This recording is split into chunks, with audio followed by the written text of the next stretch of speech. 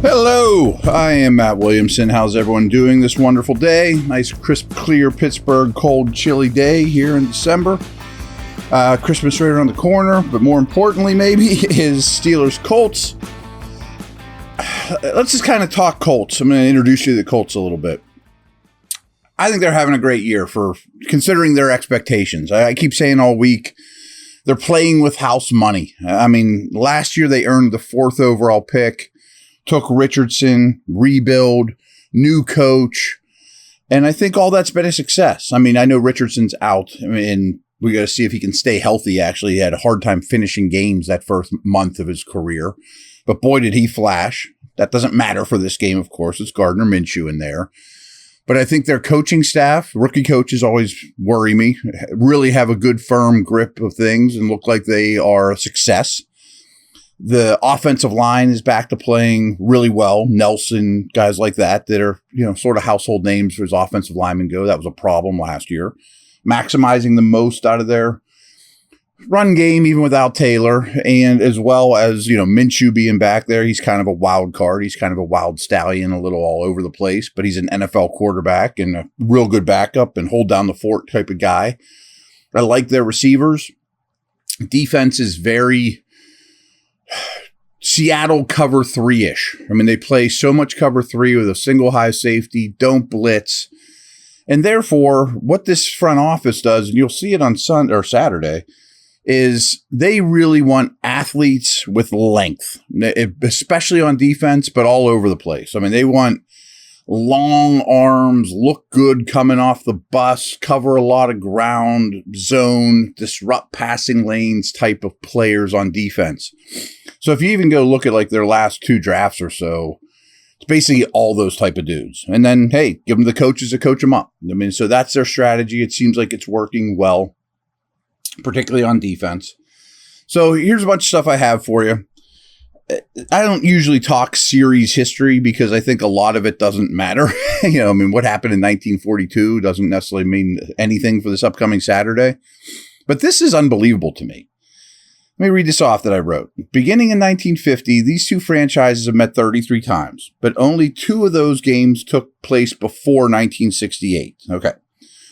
So the Steelers and Colts split their first 4 meetings, but the Steelers are 25-4 since. And overall, Pittsburgh leads the series 27-6. 12 of the games have been the Steelers against the Baltimore Colts.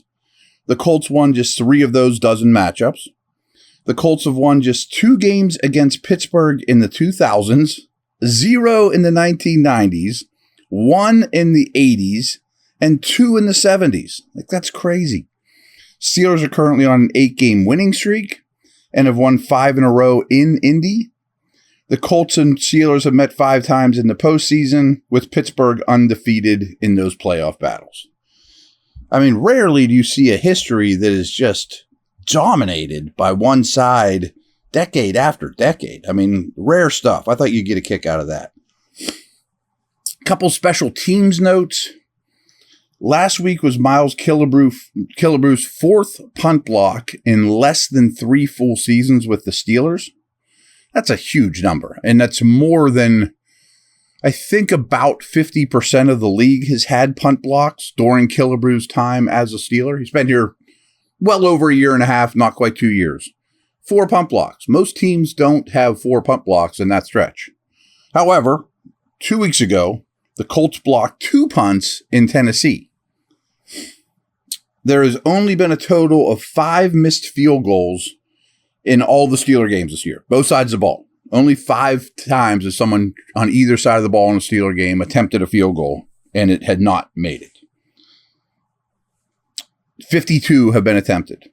Matt Gay is a really good kicker, but he's missed 5 this season by himself, and there's been a total of 10 missed field goals attempts in Colts games this year. Threw this out there.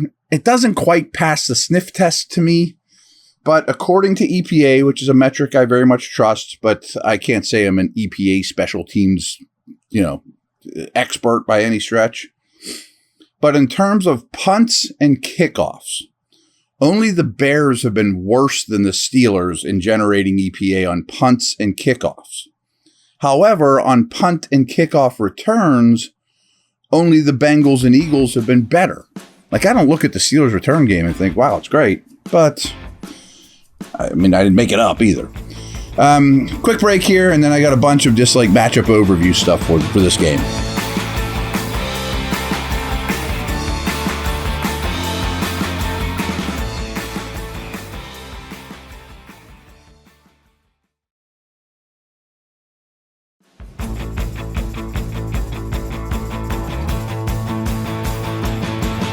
Obviously, a very crucial game. Steelers currently have the 6th seed. Indy has the 7. Now, believe it or not, well, I guess you could believe it, but if the Colts lose, they're in better shape than if the Steelers lose, just because of upcoming schedule. They have a much easier road just to get in the playoffs. I was sort of calling this a loser leaves town match, more so if the Steelers lose. So here we go. Steelers are on a 2-game losing streak and have been outscored by 40 points this season. They are 3-2 on the road, and the Colts are just 2-4 in Indianapolis this year. The Colts have won 4 of their last 5. They've been outscored by 16 points this season, but over those last 5 games, they've only outscored their opponents by 8 points, despite being 4-1 in that stretch. Their 4 wins aren't exactly against juggernaut teams. This is crazy. The Colts have 5 losses in games in which they've scored 20 or more points. That's the most in the league. On average, they've scored 23.8 points in their losses. Imagine the Steelers scoring 23.8 points in their losses. Also the highest in the league. Pittsburgh's turnover differential, +10. Only the Niners are better. Colts are +1. Each of these teams has 21 takeaways, which is near the top of the league. Both have 13 interceptions and 8 fumble recoveries.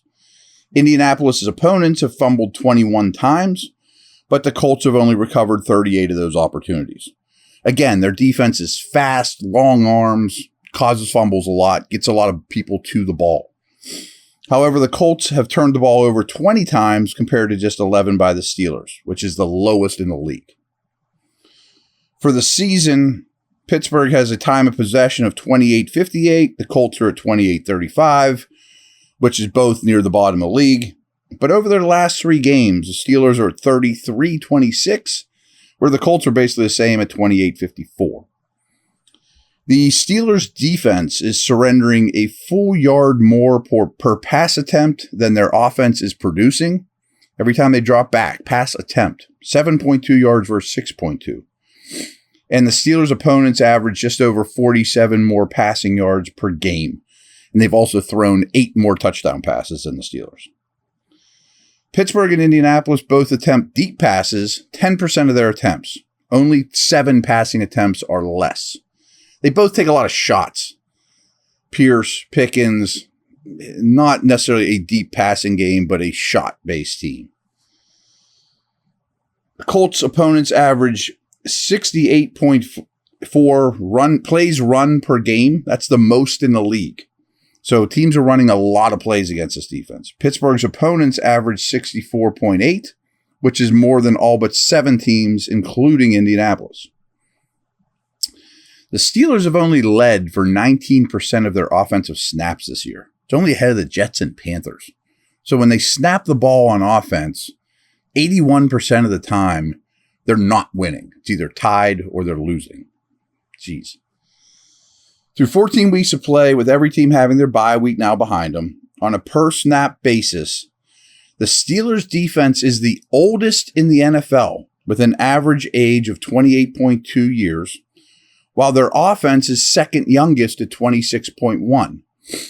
And the way they figure this out is divide every snap by every player's age. So while Cam Hayward was out, your average age went down a little bit. You know what I mean? So how many per snap, breaking it down per snap, what's the average age on the field for the Steelers?